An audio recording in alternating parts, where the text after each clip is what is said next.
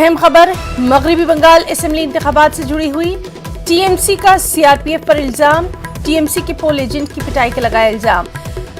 तो अहम खबर मगरबी बंगाल से, जिस तरह से लगातार हम अपने साथी शबाना से बात कर रहे थे और उनका यही कहना था कि कुछ मुकामात से झड़पों की खबरें आ रही हैं और अब ये खबर कि टीएमसी ने सीआरपीएफ पर टीएमसी के पोल एजेंट की पिटाई का इल्जाम लगाया है। इससे पहले नाज़रीन आपको याद होगा कि ममता बनर्जी ने किस तरह से सीआरपीएफ पर ये इल्जाम लगाया था कि वो वोट लोगों को नहीं देने दे रही है। हालांकि इसके बाद इस पर फौरन बयान भी सामने आ गया था, सीआरपीएफ की तरफ से भी इस बात की तरदीद की गई थी और आज फिर से जो इंतखाबात हो रहे हैं उसमें ये बात सामने आ रही है। टीएमसी ने सीआरपीएफ पर इल्जाम लगाया है कि टीएमसी के पोलिंग एजेंट की पिटाई की गई है सीआरपीएफ के जरिए।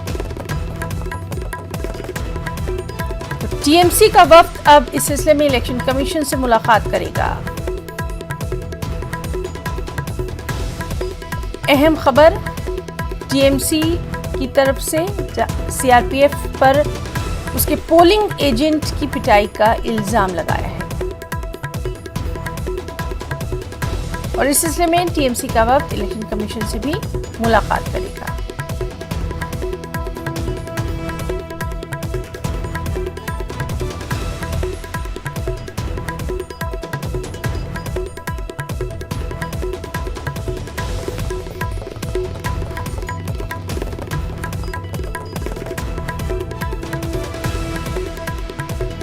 तो लगातार मगरबी बंगाल असेंबली इंतखाबात पर जिस तरह से हमारी नज़र बनी हुई है और एक बार फिर से टीएमसी ने सीआरपीएफ पर इल्ज़ाम लगाया है। इससे पहले हमने देखा था कि किस तरह से खुद ममता बनर्जी ने कहा था कि जो सीआरपीएफ है वो लोगों को वोट नहीं देने दे रही है। हालांकि इस बात की तरदीद लगातार सीआरपीएफ की तरफ से की गई थी और आज ये बात सामने आ रही है कि टीएमसी के पोलिंग एजेंट की पिटाई की गई है। इस बात का इल्ज़ाम टीएमसी ने लगाया है सीआरपीएफ पर और इस सिलसिले में इलेक्शन कमीशन से टीएमसी का वफ्द मुलाकात भी करने वाला है।